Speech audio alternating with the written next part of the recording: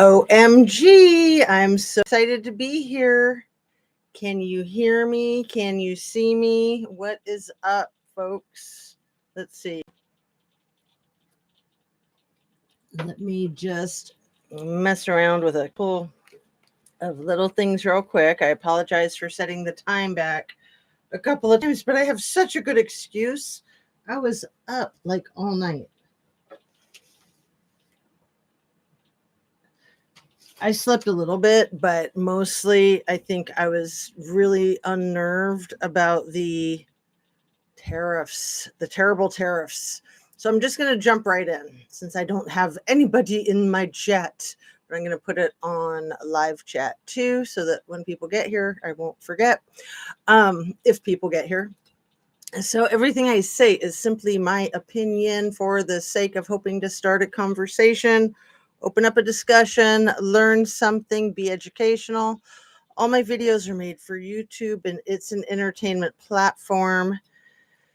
And I'm going to clean my glasses real quick as I get started. And thank you for watching. I'll also ask you to please hit your like button if you don't mind. And make sure that you're still subscribed if you are subscribed. And if you're not, please consider just hitting that button. It's free, no commitment. It helps a channel a great deal. Share a video of mine with somebody that you think might like it. Hello, I see there's someone in the house. And turn on your notification bell to ring so that you know when I'm coming on live or dropping a video. And if the person in chat would like to say hi and just let me know how sound and lighting are, I've been tweaking the lighting a lot. And we don't need to talk about that because we're going to just jump right into it. In the event that the big E had not joined forces with little t, I'm pretty sure he would have been going straight to prison. And I think he knows it. And I think that was his motivation.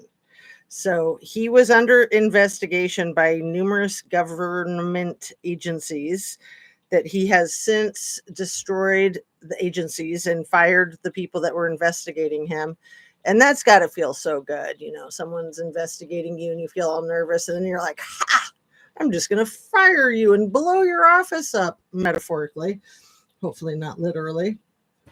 But I think it's really important to stay focused on the criminal aspect of all of this because it's my opinion that all of the monies that they were trying to save with Doge are to funnel to the big E, and not just the big E, but the Vladdy as well. So for anybody who doesn't know, little T tried to borrow like $100 million from the bank 20 or so years ago. And the bank said, with your track record, no way. And so Vladdy bailed him out. And this is all my impression. So if I'm a little inaccurate, I do apologize. And I always fact check myself afterwards and then put any cleanup in the description. So it's, if it wasn't Vladdy, it was somebody really tight with him, but I think it was Vladdy. Whichever it was, think of it like a loan shark loan with loan shark rate interest rates. And that now, let's say he was bailed out for $100 million, which also just so happens to be the exact amount that he tried to force Columbia University to buy some property from him about 20 years ago. He tried to force them to buy $100 million parcel of property, and they said, no, thank you. And we all know how he's been going after them with a sledgehammer, a wrecking ball, and a chainsaw, right? Also, an older sister, I think she was older, her name was Mary, and I think she hated him, but she was a federal judge and she got her law degree from Columbia. Anyway, side note. The crimes. So whatever money they've been able to recover and save with their sledgehammering and chainsawing and wrecking balling so many government agencies, I think they're getting more desperate and they need more money and they need it now. And that's what the tariffs are for. Hey, Vieja. Lovely to see you. How are you doing? Thank you for saying hi. So, the wrecking ball of the tariffs, where's that money going to go when people pay it? It's going to go to the government. It's going to go to Doge. It's going to go to the big E and the little t, although we know the big E is on his way out for multiple reasons. He's bad for business. He's just bad all the way around. And so, don't want to lose my train of thought. Also, the other big money that they're banking on is those $5 million Visa cards. OMG. Like the same day, really, Donnie? Like within the same 24-hour period? Mrs. Amir, hello, my dear. That rhymes. How are you today? Thanks again for being almost my entire chat yesterday. That was awesome. So I'm not sure how long I'll go today. I was kind of up all night. I dozed off a little bit here and there. I'm not really feeling tired, but if my brain starts to go all topsy-turvy, I'll wrap it up after about an hour. But if not, I could go on for as long as maybe 2 hours, possibly. We'll see. Maybe 4. No, I'm just kidding. I definitely get the brain fry after the 2 hours. It used to be the 1 hour, but I've built up my stamina, right? Also, there's just so much material to cover. So the crimes that they commit, I believe that they are just robbing all of the money from like kids, from old people, from me, from you, from anybody and everybody that they can. They need your $5 more than you do because they need all the money in the world because Vladdy is sort of like gangsta on steroids and he probably owns Little T. And maybe him and the big E kind of mutually own each other. There's a lot going on with the country that Vladdy's the president of, the Gina country, and what else? The raw earth minerals. But also, let's go back to the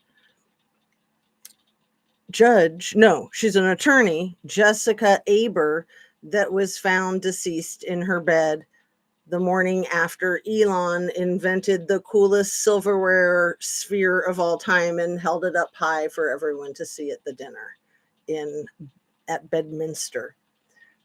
I think my little conspiracy theory brain thinks that Elon was trying to go viral so everyone would go, oh, look, they're in Bedminster. Oh, look what happened over by Washington, D.C. Couldn't possibly be related, right? Because it's not like they would go do anything themselves, prowling around, hands-on, right? Yeah, that was great. Was expecting I was going to be 53 minutes late, but I see you just came in 6 minutes ago. I love it because I always feel so bad when I push the time back. I try really hard not to, but I think it's due to my lack of sleep and that some of the batteries on some of the lights and candles are dimming, and so you can tell that I refreshed some batteries and then they get a little too bright, so then I had to like move them all around, and that just takes forever to get things in balance. And that's one of my things. I love the lights, I love the candles, I love playing with that. Vieja says, yeah, he just fired the head of national security along with his deputy. Thank you, Vieja. I have that written down in my notes to share, and this is a good place to insert it. And I've got a lot of notes, so I don't know when I would have gotten to it. That's very frightening. Like the destabilization of not just national security, but international security, I think is an obvious goal. I don't think any of it's accidental, although I do think he's a buffoon and that a lot of stuff is by accident. And then he like a cat that falls off a fence, lands on his feet and says, yeah, I meant to do that. Yeah. And then he eats the cat and the dog, right? Because all of the accusations are merely projections and confessions.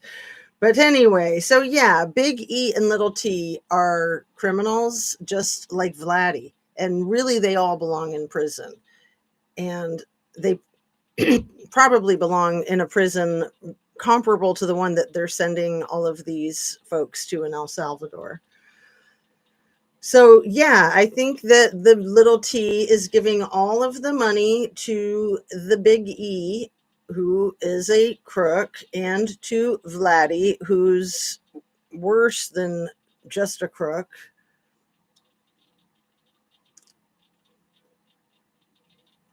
The EU is suing the Big E for violating standards on social media platforms. So the European Union is suing the owner of X for violating social media standards, community standards on his own platform. To me, that makes a lot of sense. And the zeros after the numbers of what they're planning to sue him for will spin him out, especially when he's already spinning out from the Tesla. He's got to be spinning out extra from the Dow dropped almost 1,800 points yesterday, you guys. There's a quote from Little T himself.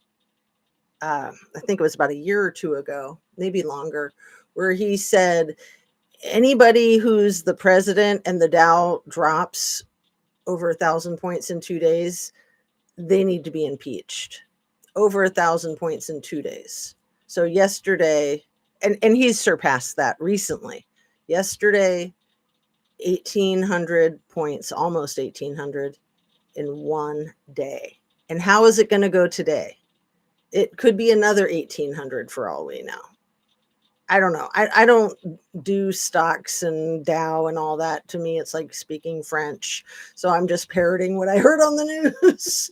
And you guys probably heard it too, but I wanted to be sure and include it here. So all the Little T wants to do is brag. And, you know, he wants to brag about how he's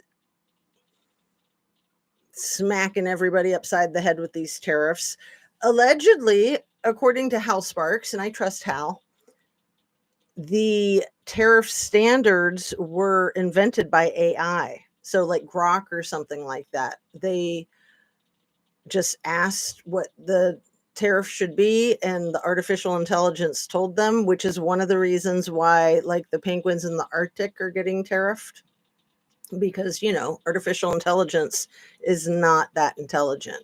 You should always run over things with your own brain before you put it out to the public. I was listening to a couple of videos today about the astronauts that were in outer space for so long. And I was wondering, somebody said something to me that really got my mind going. Like, was that intentional? Were they supposed to be out there for close to a year so that it was like a science experiment?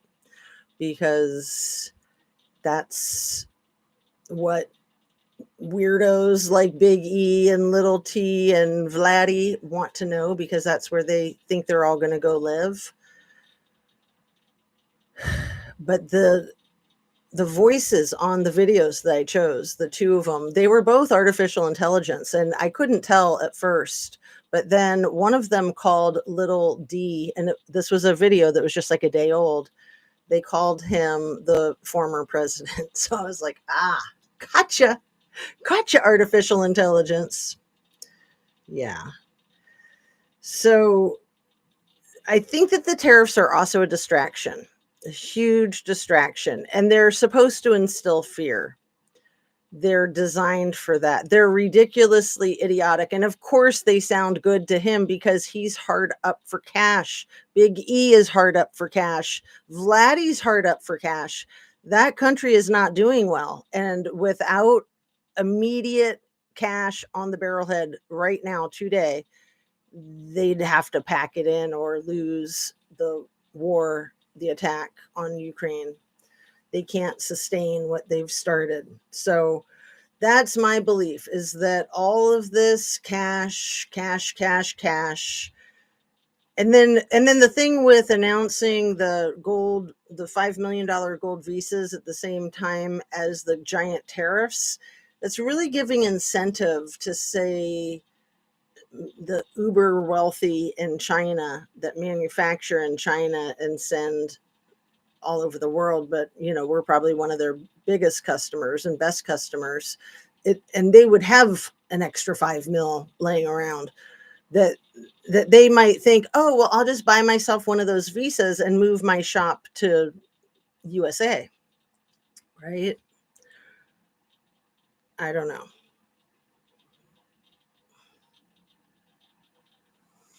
And also, the tariffs are a distraction from Signal.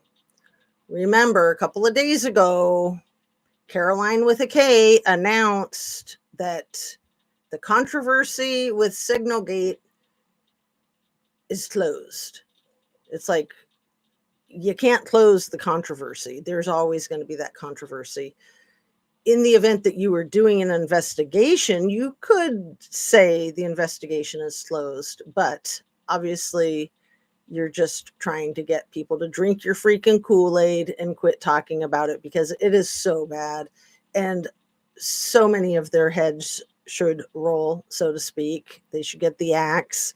And there ain't no way in creation, mouth move please, that little T could find the same level of loyalist sycophants that he has found, that he's got plugged into those positions. Obviously, that's why he hired them. He didn't hire them because they were qualified, other than if the qualification is loyalty and being a brown noser and a bootlicker. So he's going to have trouble replacing them, especially at this point in time, because people that had faith in him, like diehards, 3-time Donnie voters, a lot of them are backing out, waking up, in my opinion.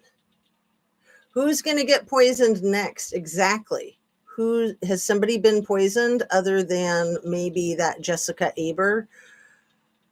I would like to have Vladdy, Donnie, and Big E, all locked in a room together for a weekend, and they'd probably all end up poisoning each other, right? Destroying our country, weakening the little guy. Well, they're weakening all of us. And I think that his goal all along has been to destroy our country, probably as a favor for Vladdy, because he owes Vladdy his life from the $100 million bailout and the loan shark interest rates. And that was about 20 years ago. Definitely destabilizing everything. And that also gives him the opportunity to declare martial law. He's that much closer. And also the opportunity to really hijack our government and make it authoritarian and make it so there's never another pesky election. Just talking about Putin history in the past. Yeah. Oh, it's just vile. It's just vile. So yesterday I was really focused on children, and children that have passed away on family vacations, children that have been abducted and are being held captive by Vladdy and Vladdy's agents from the Ukraine war zone. It's very concerning. It's also, it fits right in with that whole Handmaid's Tale paradigm. It also fits in with the whole case that got me involved in having a true crime channel paradigm, which was the Kylie Rodney. It's like, isn't that an interesting coinky dink? that we've got still that case to me is an open case. I know that they think they closed it and they say that she just drowned without water in her lungs after making a wrong turn in, as Doug from AWP put it.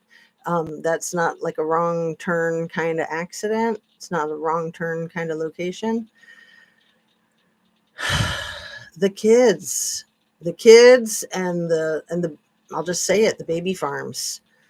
That's coming. It's probably already happening. So us humans, I learned this when my husband and I decided that we were finally ready to have kids, which, we got married in our early 20s and we didn't want to have kids for another 5 or 10 years after that. So we waited the 5 years, and then it took us 6 years before we had our first child, and we didn't do any interventions, but I didn't have my first kid till I was 34. And during that time, I consulted with fertility specialists and such. I didn't do any treatments. I did do a hysterogynoplasty where they like shoot ink through your fallopian tubes and watch it on a TV screen to see if they're clogged or anything. And that was invasive enough. I was done. I was like, we can always adopt if need be.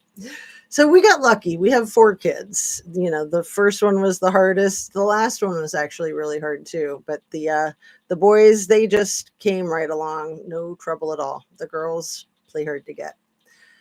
Anyway, what I learned about fertility with us humans is that we are at our fertility peak when we're about 17 years old.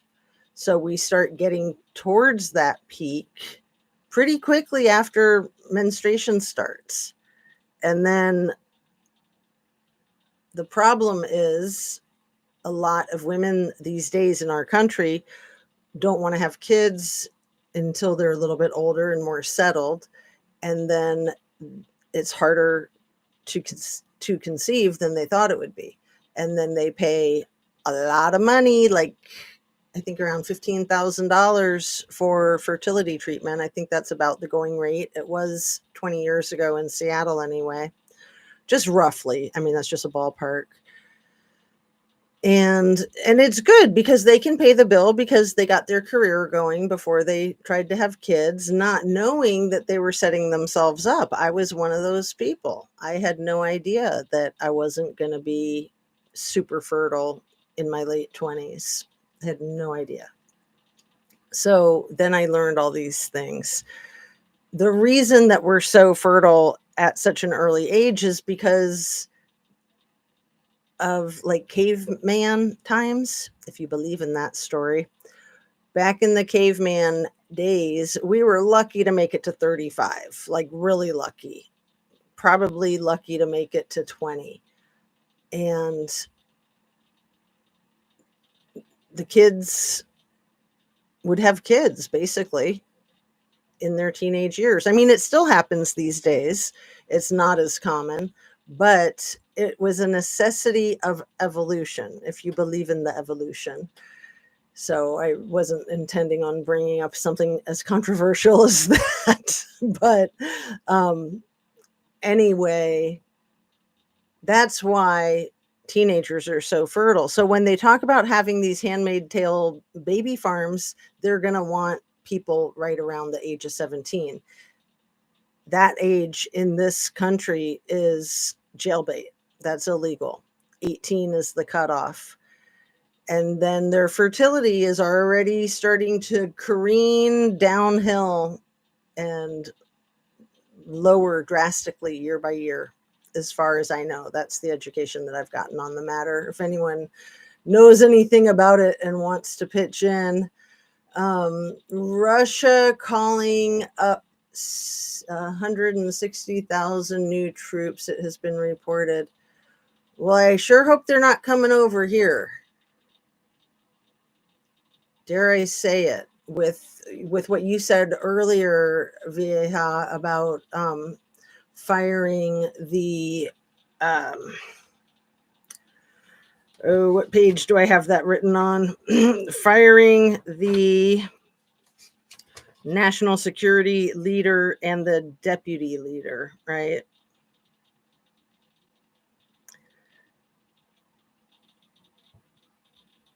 Okay. I think I have it written over here. Got my two notebooks as usual. I got my big paper and my little paper. So yeah, the national security director and the deputy director, just doing that by itself is going to cost people their lives, in my opinion. But then what you just said, new troops, 160,000, led by somebody as effed up and a war criminal like Vladdy, that's just frightening. And you got to remember, our country's leader is like besties with him, or he wants to be anyway. I don't think Vladdy really wants to be. It's my impression that he has to suck up to Vladdy because he owes him from the $100 million bailout that I would imagine really did have those kind of loan shark interest rates. And that Donnie, we all know he doesn't pay his bills. He just don't. He's broke. He's down to his last billion, right? So yesterday, Donnie was in the Rose Garden making the heinous announcement about the tariffs. They had a nice little table there for him to sit at with a nice little chair because they had two whole Cheesecake Factory menus that they needed him to sign, and he certainly couldn't sign them while standing up. Not that super long signature that takes like 5 minutes. This giant Sharpie pen. He's like Harold in the Purple Crown. So he needed a chair and a table. And even with those visual props, let's call them, he forgot. He went up there, he walked right by the two big props, and he forgot. And then he walked off the stage after he said a bunch of things, and people clapped, and he said, "Yeah, I'm so great," basically. And then the guy looked to me like Stephen Smith, but I don't know if it was that Stephen Smith guy or just a doppelganger.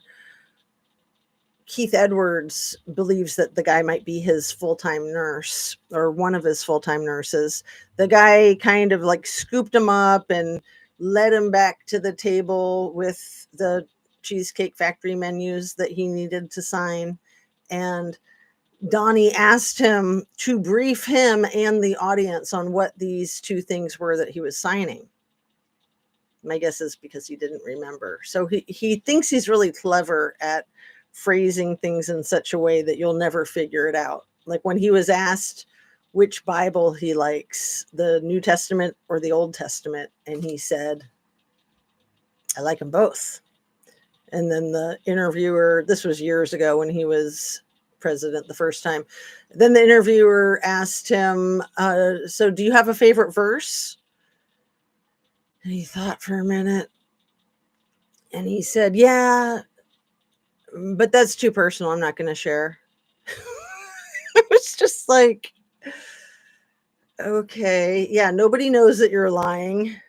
Nobody could possibly figure that out. So in the audience, when he was signing the two Cheesecake Factory menus, I say that because the executive orders that he signs, they look like those giant Cheesecake Factory menus. I think a lot of people call them that, not just me. But there were people in the audience, a very full audience. It looked to me like mostly men, and some of them were like on their lunch break from work. You know, they had their orange little jackets on, just like Donnie did when he dressed up like a garbage man. There were a few of those in the audience, and they're all like nice and new. They're not dirty at all. Like if you're going to go see the president, you're going to take that off because you're going to want to look as respectable as possible. You just take off the vest and hold it in your hand or something, leave it in the car. I don't know, just an idea. But then there were men in their union t-shirts, because they're part of the unions, and he is like enemies with the unions, and he tries to pretend that they're friends, not foes. But I don't know if you guys remember. I remember in his first run as El Presidente, and there was this picture. I'll see if I can find it and maybe make a split screen with the thumbnail that I have with him and his gold card with his face on it. That's shocking, huh? Didn't expect that. This was in his first presidency. He's given a speech, and there's, all of the crowd behind him. And there's one that's standing right over his shoulder in the audience. And the guy's wearing a white lab coat and a stethoscope around his neck. I don't think he had the headlamp on, but he should have. He had the stethoscope around his neck and his white lab coat so that people would be all impressed and go, "Oh, doctors respect Donnie. Look at that." It's like, I am 1,000% sure that that was all props, and that guy's not a doctor. He just plays one sometimes at speeches. Yeah, let's see. Little T, father of fertilization. Little T, father of fertilization. That's right. He called himself that, VA, huh? You're really helping me out today with your awesome comments. Thank you, dear. That is really creepy, especially because he was making things illegal so that people wouldn't be able to practice like in vitro fertilization and such. And he calls himself the father of fertilization. I think you're onto something. I hadn't taken it that way. I took it the other way, like just the irony and the double speak of basically interfering with couples' abilities to try to grow their own family, and then calling himself the father of fertilization. But you're probably absolutely right. And what the F was he doing with Laura Loomer in the Oval Office? I hope they weren't alone. I hope there weren't any cigars laying around. If you follow my drift, I'm sure you do. I don't know if they were left alone, but she is hella whack, and he's getting his hot tips from her. She's the one that inspired him to give the old axe to the national security advisor and the deputy advisor, the head of the national security and the deputy. Sorry for delayed responses. Losing my connections due to some rainstorms. Oh, I'm sorry. And I know that you say sometimes you guys have blackouts over there. They do like the rolling brownouts where you live. Yeah, we were having some heavy storms here yesterday too. I wanted to tell you guys I helped an 82-year-old man who slipped and did a face plant yesterday on my way home from my daughter's track meet. And I was so glad that I stopped. I wasn't sure if they needed any additional help, but this man had just slipped and fallen on a pretty busy street. And there were a couple of people in line at like a Chick-fil-A kind of place in their cars across the street, and they saw him slip and fall, and they just jumped ship out of their cars to run and help him because they saw that he was all bloody and he was like shaking uncontrollably. And your head injuries bleed profusely. It's a fact. So there was another man that was on that side of the street in his car that also ran from his car to help. So there were already 3 people there by the time I noticed what was going on and turned around, and I drove right up to it. Not sure if they needed any more assistance, but I'm so glad I did because I was the only one with a car right there, and it was raining, and there was all the red stuff. And one of the men, this just makes me want to cry. This was so sweet. The first man who got to him, was sitting on the pavement Indian style. I will start to cry. It's the sweetest humanity. And he was cradling the old man's head in his lap, even though there was the red stuff. He was holding the man's head as if it was his own grandfather. It was just the sweetest thing in the world. And so they asked me if I had any towels, paper towels or napkins. And I'm a mom. I always do. Almost always. I did. And again, I'm a mom. I had a bunch of blankets in the car. So, I threw some blankets on him and waited. I was calling 911 too, but the woman that was running across the street had already called them. So then I was able to disconnect with them. And then they showed up, and hopefully he's all right. He was 82 years old. He was able to tell us his name. I think he knew who the president was. You try to figure out how cognizant somebody is. I don't think he knew what year it was, which, that can just be any of us on any day, right? Anyway, he knew his name and his age. That was what was most important, to identify him. And the poor old man, the bottoms of his sneakers were like no tread at all. So that's why he slipped on the pavement. And he had a yellow bag from Dollar General with little puppy treats in it and fudge stripe Keebler elf cookies. And I was just like, the poor guy, he's just trying to get a little snack for himself and his dog, and then winds up at the ER. And, when he first fell, and the woman that was trying to run from the restaurant, from the drive-through, she was like almost jumping out in front of my car, and she was well dressed. This is like early evening. And, she looks like a professional, but she's kind of acting like a crackhead. She's like waving her arms, trying to run out into traffic on this busy street. So she caught my attention right away. And I'm just like, what gives? Why is that woman acting like that? And then I saw that she was trying to get to this guy, but the other guy that was in line too, he ran up next to her, and he just kind of zigzagged his way through the busy traffic and was the first to get to the old man. But before I got there, I thought maybe he'd been hit by a car. He's like just barely on the shoulder of this very busy road, and there's a lot of the red stuff. Anyway, I wanted to share because I think it's so important for people to stop and help out, even if you don't know if your help is needed.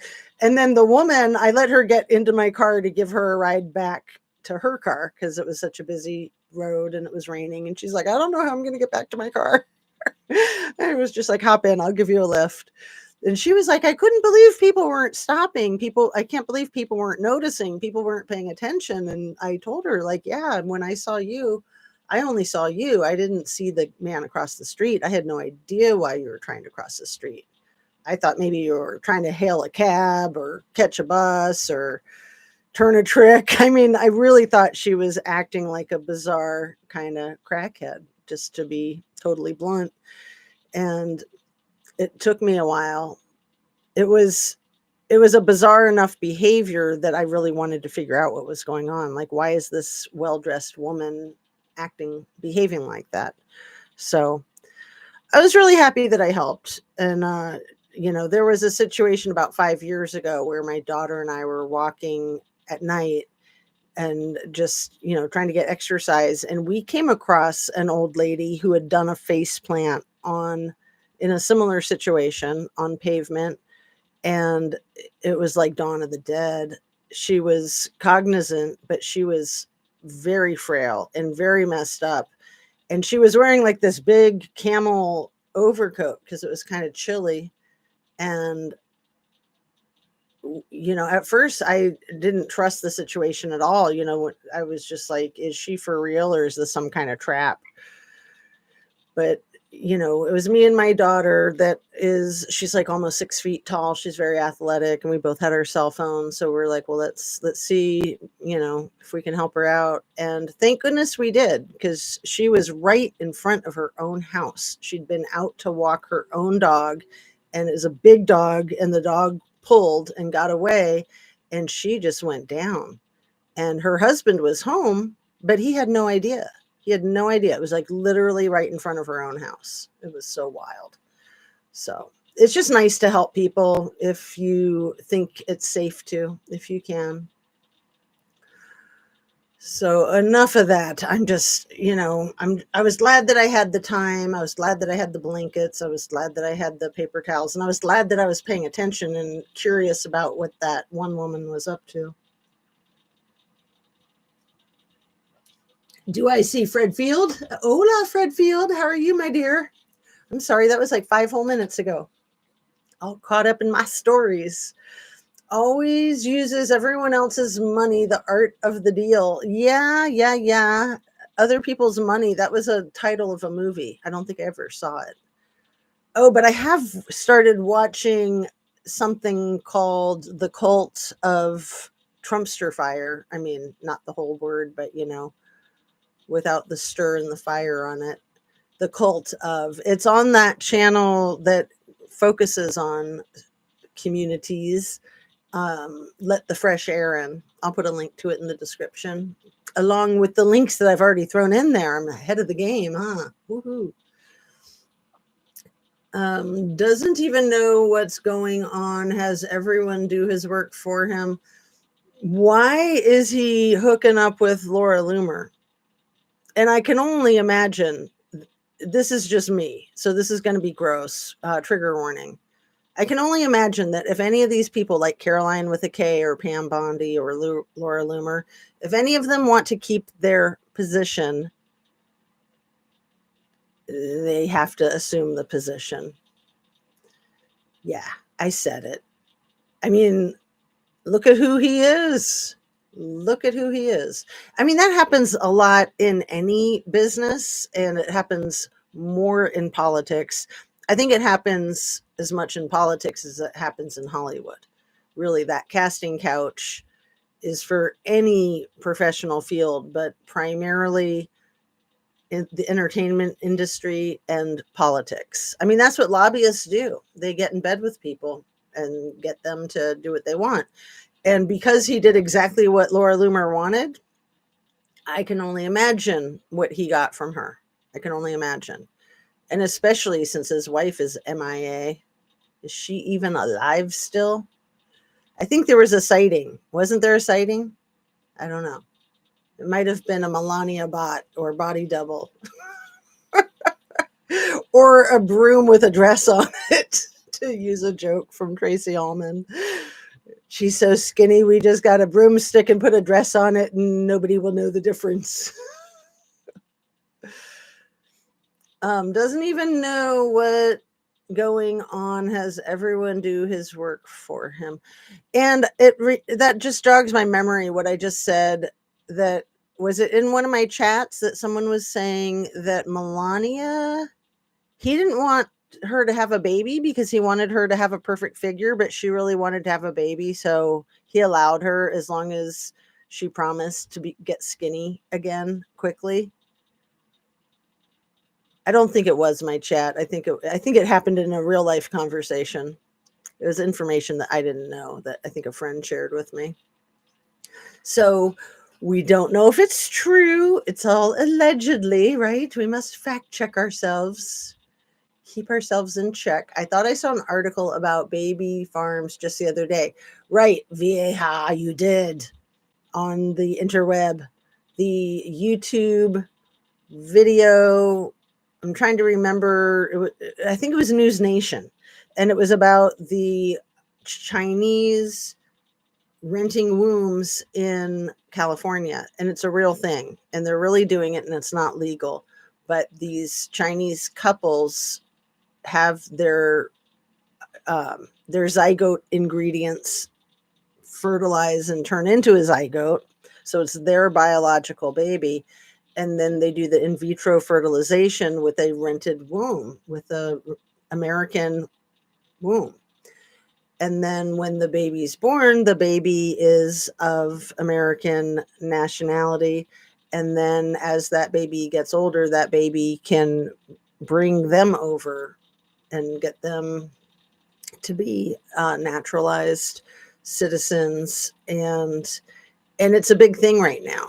Yeah, I saw that thumbnail, and I didn't really want to watch it, but then I did later go back and watch it. And then I kind of fished around a little bit for baby farms, and that just got way too scary, way too quick. With artificial intelligence, man, stuff is very potentially real, that they can create artificial wombs and just have scads of them lined up, have the babies develop full term in the artificial wombs. And then who's going to bond with this baby? Who's going to give this baby all the TLC that a human needs? And are these going to be clones? Are these going to be all big E's babies, all little T's babies with their favorite handmaid's zygote ingredient, with their favorite handmaid's egg, so they can like basically make to order what color hair and eyes and skin and height and build and aptitude, natural proclivities, like maybe being a child prodigy in music or science or something like that. So yeah, it's really crazy, and it could happen very quickly, and it could be happening right now much more than we could possibly ever imagine. Like when you think about people like Zuck and what the F he was doing, boots on the ground, searching for Kylie, what the F he was doing, signing himself in like a normal person, and then all that being scrubbed. All that being scrubbed. That's great that people help those in need. Yeah, I thought it was so touching, that guy having the old man's head cradled in his lap. I think because the old man was shaking so violently that he might have thought the man was having a seizure, that maybe he hit his head in a spot that was going to, like, it was going to be his last moments. And it looked like he just didn't want the person to be like all alone. He was just trying to comfort him. Plus, I mean, that's just nice because he's like splayed out on the freaking pavement. And it wasn't that cold, but it was kind of chilly, and it was super rainy. And oh, Vieja says I'm tearing up too. That's cute. I know I was totally tearing up when I was there, and I'm on the phone with 911, and I'm just, they're asking me all these questions, and I'm all distracted. And then they're like, "We'll let you go. We got all the information from the other caller." And I thought, that's interesting, because in a real life emergency, it's going to be hard to get information from somebody when they're trying to help handle the emergency, and at the same time they're trying to carry on a logical conversation. And I thought, that's why they can tell so quickly when you make a fake 911 call and you're like, "Yeah, my wife, she just fell off the cliff. Can you come help? Yeah, it's an emergency. We need you here right away." Right? Yeah, I'm doing the CPR. I'm doing it right now. Yeah, while we're talking. You can't hear me because I'm so good at doing it that, like, I'm a smooth operator, so you would never know. I can do it while I'm juggling balls and talking on the phone and sounding totally relaxed and normal. Like, that's always your first giveaway when people call 911, is like they're way too relaxed, they're way too prepared to tell you the story before you even ask the questions. That's why they save all of those calls, and those are always some of your best evidence. Like, let's go to Idaho 4 in a minute, because there's a lot more coming out with that crap, huh? A lot more. Yes, renting wombs. Melania is probably out driving the new Tesla that is too tech for Donnie. That's funny. No, she would never drive herself. But yeah, she'll just be anywhere where Donnie is not. Yeah. 20 years, and she won't even let him touch her on the hand. I mean, marriage is tough, but still, these people are just whack. Just whack.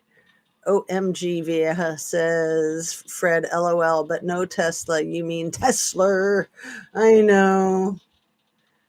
Those Teslers are just plummeting in value. So I've brought it up a couple of times, but I think it's really important to stay focused on the fact that Mitch McConnell's wife's sister passed away in a Tesla a year ago last month on either her own property or Mitch McConnell's property, I think in Austin, Texas, having like a little kind of dinner party or wine and cheese with some friends. And then they all got into their individual cars. She was trying to do a 3-point turn in her Tesla and accidentally went into reverse, went into the retention pond on their own private property.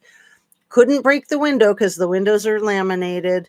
Couldn't roll the window down because the windows lock up if you're in water or fire. And I guess there's like some special release that if you know and if you can get to it. But how freaking stupid is that?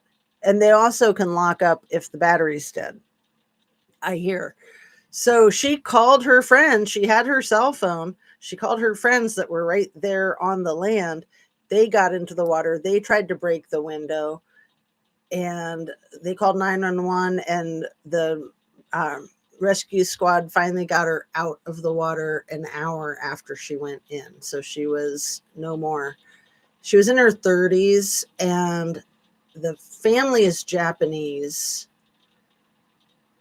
3 daughters. They all went to Harvard. Mitch McConnell's married to one. The family owns some, they're like shipping magnates. So this daughter in her 30s was the CEO of the shipping company that belonged to the family. But coincidence that just happened to be Mitch McConnell's wife's sister? It just happened to be a Tesla? Was there something that transpired, some kind of conspiracy? I don't know. Those cars drive themselves. They're notorious for having that problem of going into reverse when you don't intend to go into reverse. And it's just a little 3-point turn. Like no big deal, not going fast or anything. You know, they tried to blame it on her having a couple of alcoholic beverages, but it sounds like she just had a couple of alcoholic beverages. It's not like she was wasted or anything. But, you know, I'm sure the car company trying not to have to pay out any money for their stupid malfunction or for their unbreakable windows that you also can't roll down when you need to get the F out of your car as fast as you can. So, you know, Mitch McConnell has always been a turd, in my humble opinion, allegedly. Horrible, horrible turtle turd. Like, he's just the worst. But lately, ever since he's announced that he's at the end of his term, he's not going to run again for another term, all of a sudden he seems to have some integrity and he's like being a little bit of a truth teller or something. So I wonder if there was something going on with that a year ago, you know, because we only learn about these things when we learn about them. But a lot of these situations are stewing for a long, long time, like the relationship with Donnie and Vladdy. They go way back. They were probably getting it on with some handmaids types and having fun taking videos of themselves and each other so that they could blackmail each other or just watch them for fun. And then somebody got a golden shower and we've all been hearing about it for 20 years. And that's the other thing. Like I was talking about the $100 million loan or bailout from 20 years ago, but that's the other thing is even Little T himself has brought up the alleged PP tapes a couple of times in the last couple of weeks that Vladdy's got these. And what if they were doing things that, you know, might not be considered heterosexual so much? I don't know. What if? I mean, all of these guys like Vance and uh, Keg's Breath. That was a name that I heard for Hedge Pete. I saw it in somebody's thumbnail. It was the crazy knitting lady, the cult knitter, the knitting cult lady. She called him Keg's Breath. I thought that was so funny. Pete Pete Keg's Breath.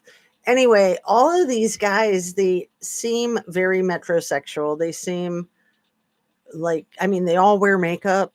They're all obsessed with transgender stuff. They're all obsessed with other people's gender preferences and partner preferences. Like Magic Mike Johnson, and he lives with a convicted pedo, and it seems like there's something going on with him and that guy. Oh, they're so creepy. And it's like there's nothing wrong with that. It's just if that's who you are, just deal with it. Don't be messing with other people because you're uncomfortable in your own skin, right? So so yeah, the thing with Mitch McConnell and his sister-in-law, I'll get her name real quick. I want to say maybe she was as old as 38 when that happened. Um all you have to do is Google Mitch McConnell. I think just SIL will pull it right up. Sister-in-law.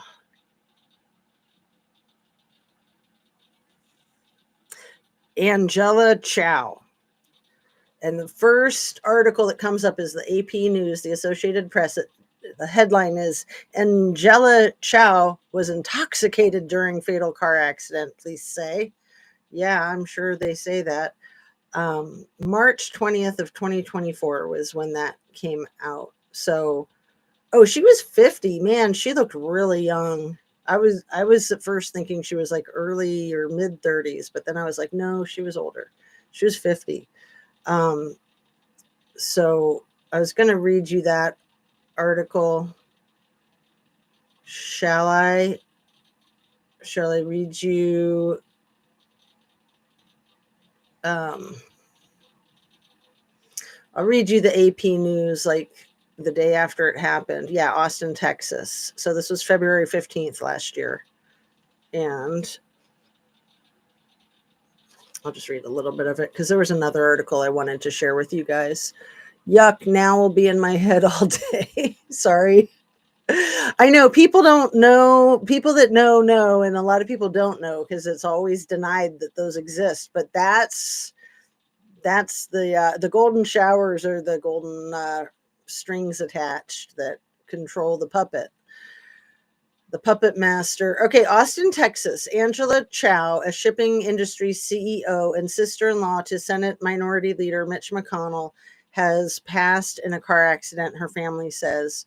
Chow, 50, passed Sunday in Texas, according to a family statement that did not provide any additional details about what happened. The Blanco County Sheriff's Office on Thursday confirmed that it was investigating an incident on private property that involved Chow, but it would not provide any additional information. Chow was the chair and CEO of her family's shipping business called the Foremost Group and the president of her father's philanthropic organization. I can make my mouth say that word. The Foremost Foundation for the philanthropy. She lived in Austin, which is about 50 miles east of Blanco County.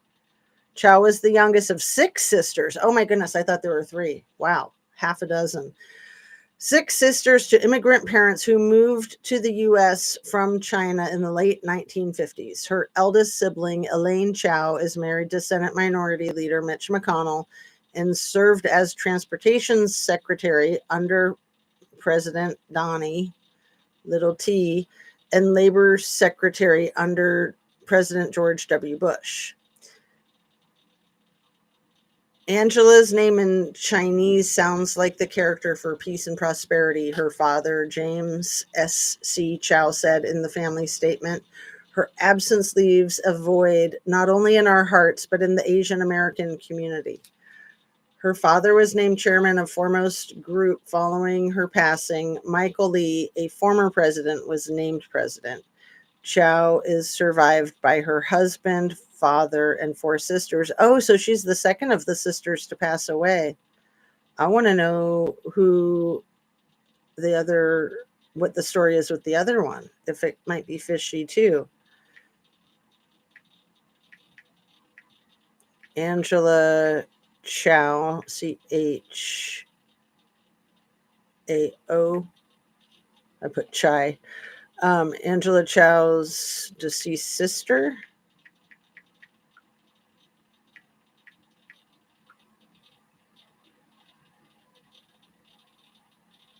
It doesn't say. It just talks about her. I'll look more into that later.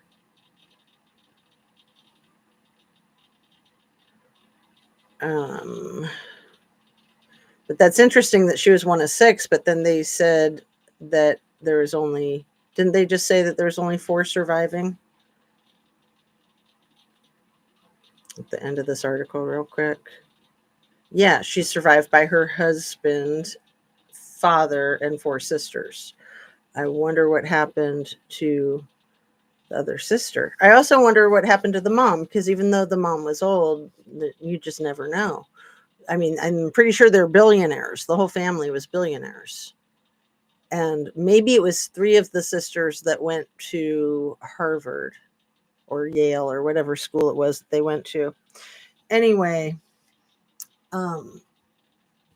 let's see. That other article I wanted to read to you, I actually put the link to it in my description already, so I'll pull that up in a sec.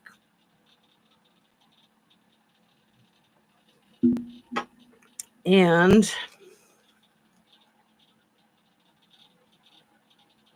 so, yeah, the other article is about Jessica Aber and the case that she was working on with cryptocurrency and many other fascinating factors that make it a very viable possibility, in my humble conspiracy theory opinion, allegedly, that she might not have passed from natural causes. Her family does say that she had like an epileptic condition, but who knows if that is what took her, or if that is accurate, or if they were just told that they would be saying that. I do not know. The day of the liberation, today's the 4th, so that was the day before yesterday. It's like calling the insurrection the day of love. It's like the day of liberation for who? For Big E, Vladdy, and Little T? That's about it.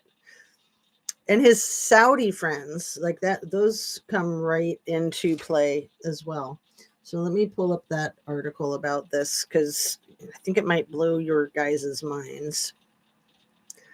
So first, I'm going to go to my live that I'm doing right now. And I'm missing this awesome Hal Sparks live. I could play it for you guys for a second. Let's just do that for fun. Forehead, this eyebrows, this hairline. Anyways, you were saying billboard. Ski slope. We were mentioning before, Cue Ball, that there was a ice cream cone. Give us your sense of how these tariffs will impact the American farmer. Well, first of all, thank you for having me, Maria. Yesterday, I thought the president did just an amazing and remarkable job outlining. Why? It was silly. No, he didn't.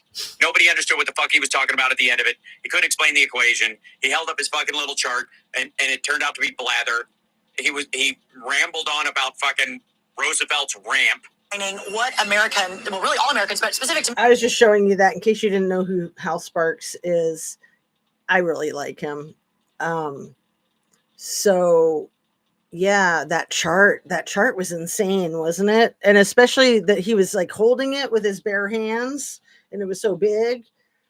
And then he's like trying to explain it and it's got all this tiny writing. I mean, it was big writing, but not when you're far away. That was just weird AF. It's kind of like he's always like, well, I need a prop. Like he can't just do something without his props, whether those props are people like, a little 4-year-old running around wiping boogers on things or what. He's got to have some kind of prop. Oh, there's a lovely picture of him with his Cheesecake Factory signature on the Cheesecake Factory thing. I got to figure out how to do my split screen so I can get into that stuff on my lives, like with oh, I don't know if CapCut I think is just for editing. StreamYard is for that kind of thing. I'll get there. I will. I promise. Oh, if I promise, then it'll never happen, right? I just jinxed myself. I'll try to get there. It seems like it would be a good idea. So let's see. Going to my live that I am on right now and then pulling up that article that's in the description.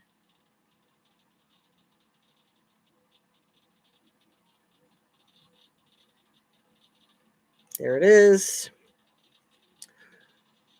Oh, it's Ethan Allen. His makeup is the worst, is it not? His makeup is as bad as like the president's, in my opinion.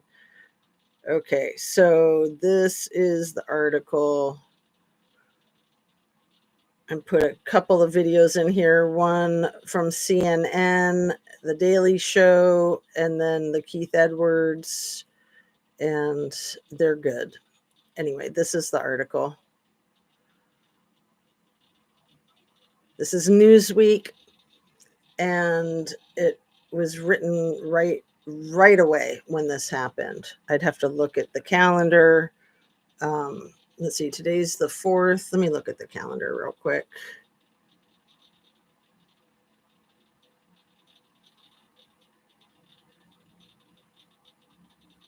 So it was just written like 2 days after it happened, I think, maybe 3 days after it happened. When I say it, I'm talking about the amazing silverware sculpture that Elon built and held up so high on his fingertip at the dinner party. That was simultaneous with ex-U.S. attorney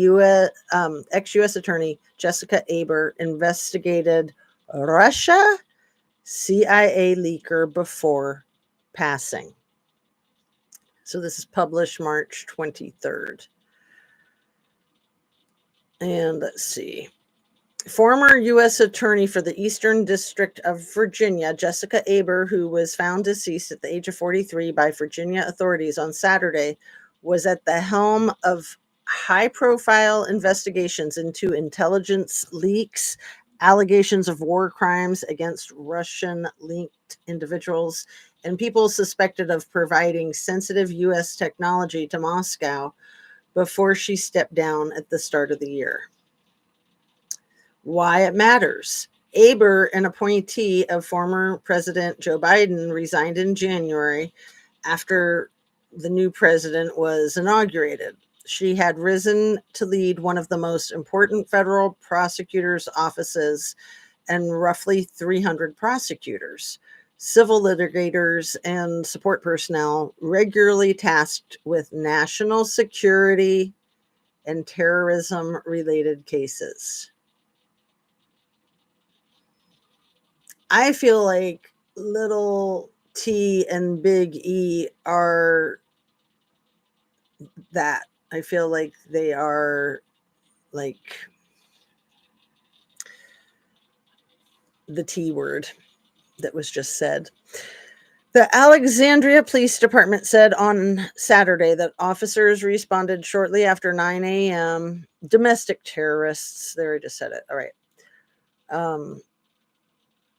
Shortly after 9 a.m. local time to reports of an unresponsive woman at Beverly Drive, north of downtown and south of Arlington. In mid-January, Asif Rahman, a former CIA analyst, this is just like a week before she resigned and 2 months before she's found deceased, Former CIA analyst Asif Rahman pled guilty to retaining and transmitting top secret national defense information. Huh. Kind of like what was in the Keg's Breath signal chat, maybe, to people who were not entitled to receive it before the information then appeared on social media in October of 2024. Aber said at the time that Rahman had disclosed top secret American documents in violation of his oath, his responsibility, and the law, and his actions had placed lives at risk, undermined U.S. foreign relations, and compromised our ability to collect vital intelligence in the future. The Justice Department said in late September that it had, along with state and treasury departments and law enforcement, unsealed an indictment that charged a Russian national named as Sergei Ivanov with involvement in you guys ready? Involvement in multiple money laundering services that catered to cyber criminals, as well as the seizure of websites associated with 3 illicit cryptocurrency exchanges. Excuse me. That was her specialty, was cryptocurrency fraud and terrorism, and some other things. Hashtag other things. Another Russian national, Timur Shakamatov,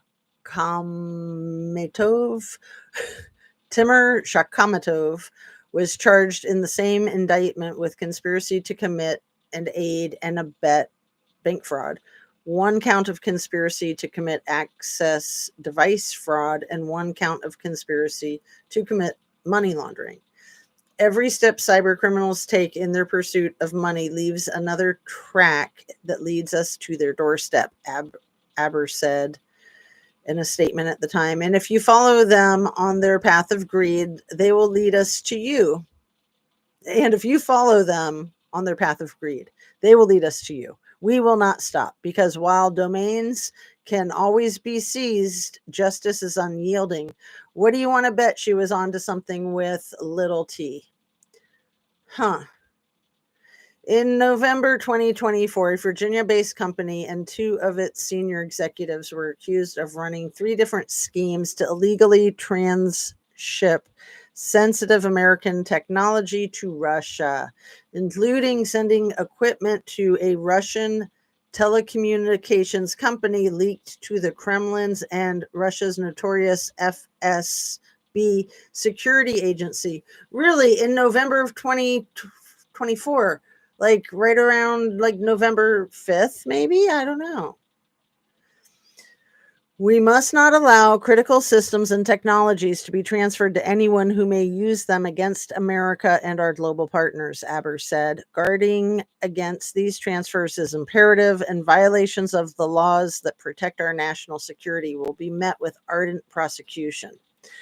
In late 2023, Aber was also involved in an indictment against 4 Russian-affiliated individuals charged with torture, inhumane treatment, and unlawful confinement of a U.S. national in Ukraine after Russia launched its full-scale invasion of Ukraine in February 2022.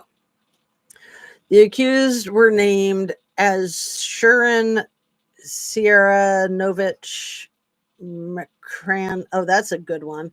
MKRTCHYAN. So with 9 letters, there's only 1 vowel, except you could count the Y as a vowel. That's a switch hitter. MKRTCHYAN. McCrichton and Dmitry Budnik, along with 2 individuals identified only by their first names, Valery and Nazar. We are proud to be at the forefront of the Justice Department's efforts to hold perpetrators of war crime violations accountable in Ukraine, and will continue to pursue them, Aber said. Attorney General Pam Bondi said in a statement blah, blah, blah, blah, blah. The loss of Jessica Aber, former U.S. Attorney for the Eastern District of Virginia, is deeply tragic. Our hearts and prayers go out to her family and friends during this profoundly difficult time. And then Eric Siebert, current U.S. Attorney for the Eastern District of Virginia. And I apologize if I read this to you guys last week. I might have. I know I've read it a few times, so to myself, and I might have read it out loud to you on tape. Eric Siebert, current U.S. Attorney for the Eastern District of Virginia, said, "We are heartbroken beyond words to learn of the passing of our friend and former colleague." Blah, blah, blah, blah, blah. An investigation is underway into the circumstances around her passing, and no preliminary cause has been given. So that was written, straight away within like the first 48 hours. Oh, those first 48 hours that are crucial to the investigation. And I find it odd that the Attorney General is making a statement since she doesn't work there anymore. Jessica had quit a couple months prior, and Pam Bondi was from Florida. So, like, she wouldn't have known her. It raises my spidey senses that she's saying anything at all. It really does. So, that's just me. That's just me being sus of everything all the time. Skeptical AF. That should be the title of my channel. But I like the one that I have better. Let's see. Fred says, we had a Lessler owner in the store today who is very demanding that he talk to our department electrician. LOL. We do not have professionals on staff. Talk to an electrician. Was he having electrical problems with his Tesla? That would be kind of funny, huh? But it sounds like he was being a Karen. I demand to talk to the manager. I drive an expensive car, so you must do what I say. That's the problem with retail, is people love to be jerks. It's almost like they don't like he didn't really have any business being in the store. He just felt like going in there and being demanding. How stupid. I'm sorry that you have to deal with that, Fred. So I think I've covered all the material that I came on here to cover with you guys today. He wanted help modifying his charger. Good luck, sir. Yeah, you might want to go to like the You Break I Fix store, right? That is wild. But maybe you could help him, Fred. You're probably good with stuff like that, right? Like the charger. Oh, the charger for his car? I was thinking like a cell phone charger for the car. But are you talking about like the electrical charger for the actual vehicle? And he's coming into Menards for that? He needs his head examined. Like I said, he just wanted to talk to people. He was probably just lonely and bored. And he was probably up all night like I was, worrying about the tariffs and how that's affecting his retirement and everything that he buys from today for the rest of his life. I mean, I'm trying not to panic because it's bad. It's really bad. I mean, it might be good for consumerism that everybody will just quit buying everything everywhere, and we can all just like go back to being Amish and making all of our own stuff and growing all of our own food and just doing like the barter system. So there's no tariffs on barter. There can't be. I mean, I honestly, with like the bubble of the '08 recession, the bubble exploding, the bubble bursting, I felt like that was good for our culture. That our culture was just kind of getting the cart before the horse with um, finances and consumerism. And so, in the end, I felt like that was a really good thing, even though it hurt a lot of people financially. And Same thing with the pandemic. I felt like that was good because everybody was acting like germs weren't a thing and treating people like freaks if they wore gloves or masks when they were sick or had cancer or something like that. And, we were all doing so many dangerous behaviors, like touching railings on stairways and public doorknobs, and sitting in airplanes breathing the same air as everybody else, or sitting in a movie theater breathing the same air as everybody else, or going to a potluck and sharing the same food with everybody. I mean, I was doing all of those things all the time. And to me, one of the best parts of the pandemic was just learning from that we need to be careful about cross contamination. And also, I really enjoyed staying home a lot. I had a job where I was getting paid to not go to work. So that was kind of cool. That was when I built all the patios around my house. And then our governor, was it DeWine? I think it was. Our governor quit giving the folks that were entitled to that money. He quit distributing it, but he was still getting it from the feds. And then the people tried to do a class action lawsuit to get it. And I thought they were going to win. I thought we were going to win, but we didn't win because we had some jerk, crooked judge that was in his pocket who said, nah, I don't think so. But now, all these years later, I think we're still going to get that back pay. So, yeah, he just started keeping the money that was being distributed to the state of Ohio for all of the folks that were not allowed to go back to work. It's the only time in my life that I've ever gotten unemployment, ever. And then, the federal assistance helped your unemployment to be more like a regular paycheck. But he started pocketing that federal assistance for like the last 3 months. I want to say there were only like 3 states across the entire country that did that.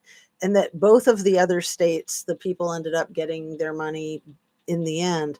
But our state, we're still, I mean, I kind of have given up on it, but I always assumed that someday that money would come. Like there'd be basically, another class action lawsuit. And yeah, our governor, I don't know. He's a staunch Republican, and it's the Republicans that have been rigging the voting machines in the state since prior to the Gore Bush election of 2000. This is the state where the voting machines were made, the ones that could be manipulated. It's also the state where all of the cash registers in the world are made, and all of the ATM machines, I think. There's a lot of things that Ohio is famous for.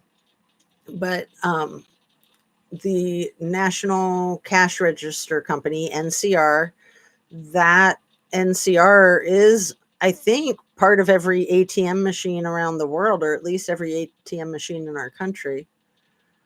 But I know for a fact that the company that was doing the electronic voting ballots also manufactured the ATM machines. And, having somebody as evil and maniacal as the Big E getting his grubby paws all over the voting machines, all over the ATM machines, all over everything.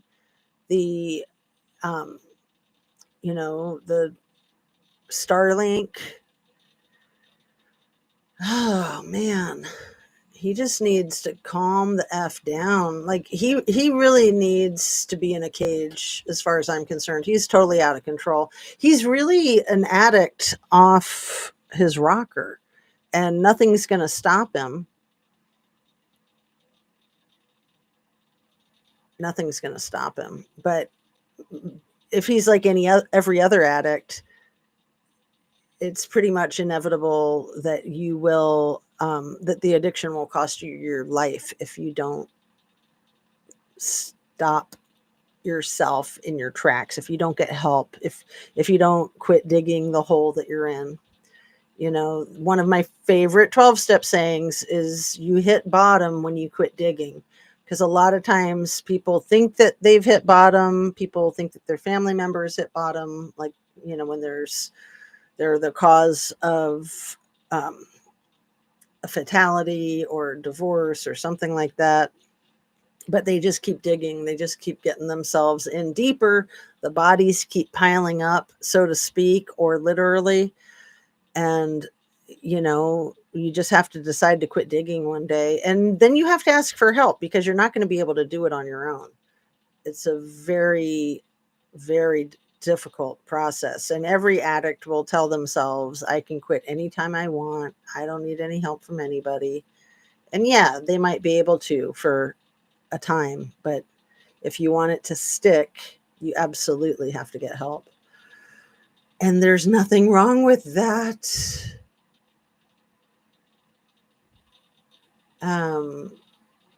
He talked to my electrical manager, I'm sure you meant manager, the third general manager, and indicated that he was going to write corporation. Was he going to write about you, Fred? Was he mad at you for not fixing him up, hooking him up with what he needed? Or he was just going to write to the company to tell them that they should cater to Tesla owners? How bizarre. How utterly bizarre. Well, I am going to wrap up. Thanks so much for hanging out with me, people. I hope you have a really fabulous weekend and that we can get together over the weekend. Such a busy life over here. Had to turn you off a few. Just got visit from young man on leave from the Air Force station in Okinawa, Japan. Oh, very cool. No, not me. I saw that he was a jerk and gave him to the electrical manager. Yeah, good. I'm glad that it's not going to come back on you. That's stupid. So a young man on leave from the Air Force stationed in Okinawa. I think I said that right. Okinawa, Japan. And I've got a son active duty in the Navy right now. The one who just is starting his family. His wife just gave birth to their first child on Sunday. So I got to get over to visit them, meet this baby. You know, her family's been there. That's fine. It's the way it should be. It should be the mom's parents first when the baby's the freshest. You know, the dad's parents can see the baby once it's a little bit stale. So I can't wait to see him. But that's the upshot of it. The scary part is that my son is active military right now as we speak, and I just don't want there to be deployment. And I also don't want there to be martial law. I'm glad that I live with the first responder, and I'm glad that my son is active duty, but still, that won't be good for anybody. They better not do that. But I have felt like that's been their goal all along. Because once they can declare martial law, they can pretty much do anything they want. Then they can completely rig the government so that it's set in stone. It's authoritarian, totalitarian. There's no voting ever. And the little T family will be haunting our leadership forever and ever and ever. We cannot have that. We absolutely cannot have that. Can't we just can't people do the homework to figure out that the election was stolen and make it null and void?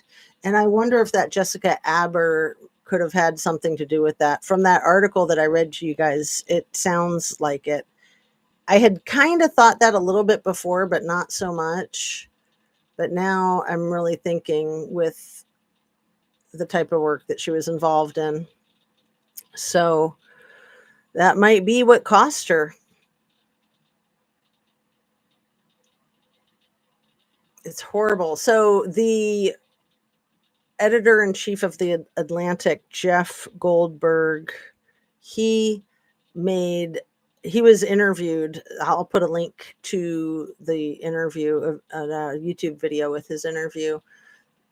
He is adamant he will not be scared. He will not be bullied. He's just like, if you allow yourself to be bullied, they will never stop. When they get from you whatever it is that they're trying to get from you, that they're bullying you for, they will just continue to bully you for something else. You cannot allow the bullies to get away with it. You have to stand up to them no matter what.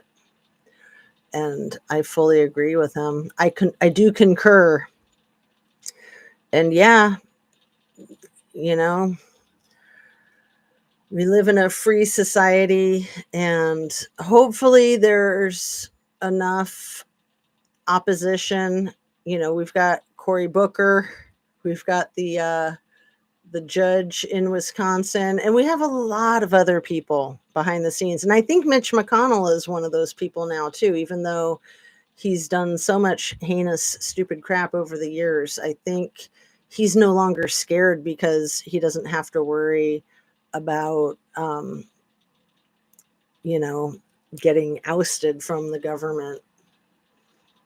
He doesn't have to worry about the retaliation since he's retiring, and I'm sure he's not in the best health. I mean, you can tell just by looking at him that he probably doesn't have long.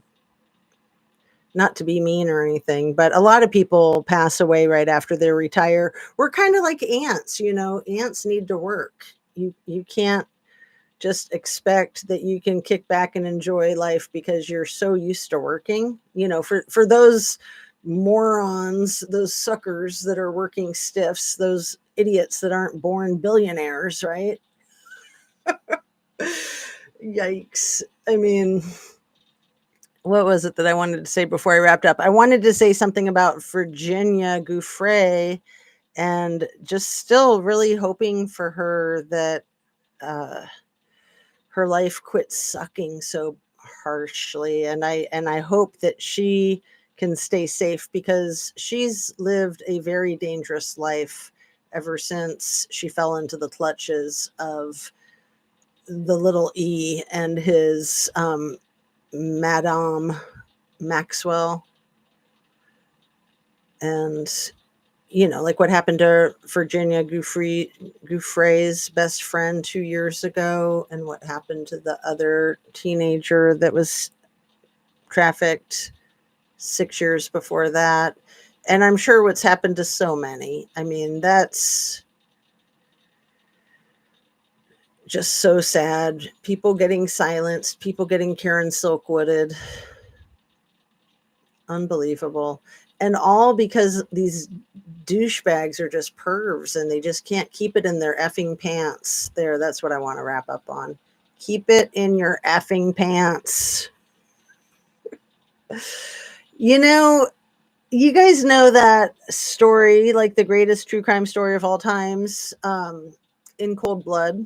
The Truman Capote wrote that, and it was made into a movie twice. The first time with, what's his name? Blake. Is that his last name? The actor who played Perry. I want to say Richard Blake. Where's my phone? I must be holding my phone in order for my brain to work, right? Robert Blake. See, all I had to do was unlock it, and it unlocked my brain. So Robert Blake Beretta was 17 years old when he played Perry in the first making of In Cold Blood, and he nailed it. If you haven't seen the original In Cold Blood, if you haven't read the book, I can't recommend either highly enough.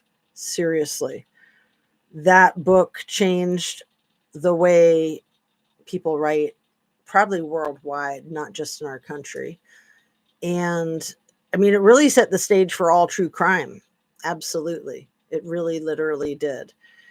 And the making of the original movie was supervised by Capote. And Capote was a hot mess. Like, don't get me wrong, I'm not going to idolize him. He was a raging alcoholic and as screwed up as a human could be, but he was also incredibly talented. And so he wrote the book In Cold Blood, one of the most famous books of all time. And then what was it, about like 15 years ago, that Seymour Hoffman, Philip Seymour Hoffman, that actor, he did a remake of In Cold Blood, and it was called Capote. And I also recommend that just as highly as the book and just as highly as the original movie. It's an amazing trilogy. If you have the time and interest, you'll thank me later. One of the things about Perry, who masterminded the quadruple homicide, was that he grew up in a very, very dysfunctional home and was out of control and had been in prison. And the thing, he actually, criminals have morals, right? I mean, it's twisted, but the thing that he hated the most, and it's probably what got the entire family of 4 unalived, was he could not stand sexual violence. He could not stand criminals who couldn't control themselves in that way. And the person that he was trying to rob the farmer's house with wanted to assault the teenage girl, and Perry blew her head off before he had a chance. And then he had to blow everybody's head off. One of the weirdest things in that story, and this happened in like 1959, so some of their family and friends are still going to be alive now. What, 65, about 65 years later? Yeah, 66 years later.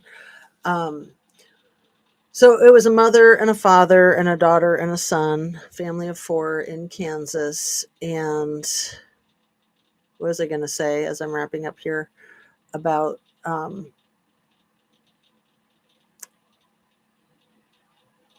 they were planning on robbing the farmer because he was very wealthy, but he didn't keep any money in the house. And they had heard a rumor when they were in prison together that he did. And they went in there to get the money, and they were drunk. And, things went sideways when the man swore up and down that he didn't have any cash. And literally all they had was like spare change laying around. And, the criminals didn't know what to do with themselves.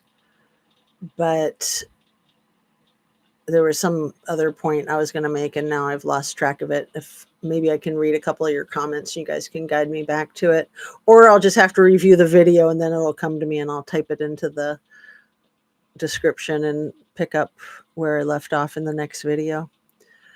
Ugh, I love you too. Granny Annie's traveling again, but politics are stressful. See you in 2028. When will this end? I know. Yeah, and you're right there, straddled between Mexico and the US, just like the Salton Sea. That's like the largest lake in California, and that's one of the biggest I guess cauldrons or caches of Lilith in our country, maybe even in the world. I don't know. And then there's that one up north. Is it called like McAllister Cauldron? The one in Nevada and part of Oregon. And then there's Pennsylvania. And then I just learned, just get all crazy with the Google. I just learned that fracking, even here in Ohio, they're digging for oil, but that the water, the byproduct when they're drilling for the oil with the fracking, and they have to dig like a mile or 2 miles down, the water is rich in Lilith. So Vieja says, oh yeah, it sure is always giving me a headache, but something else inside me says, gotta know what's going on, Christine. So listen every morning, then get tired of the BS.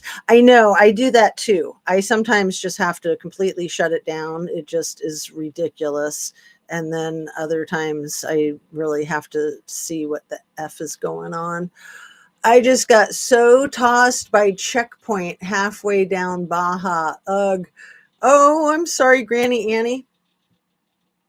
I thought you were going to say your 401k. I mean, I was literally up all night worrying about like our retirement and just the cost of everything, the price of eggs. Oh, one last funny thing. And you might want to close your ears, Granny Annie. Did you guys hear Little T talking about what that old-fashioned word grocery means? It means a bag of different things. In case you didn't know, groceries come in a bag and there's different things in the bag.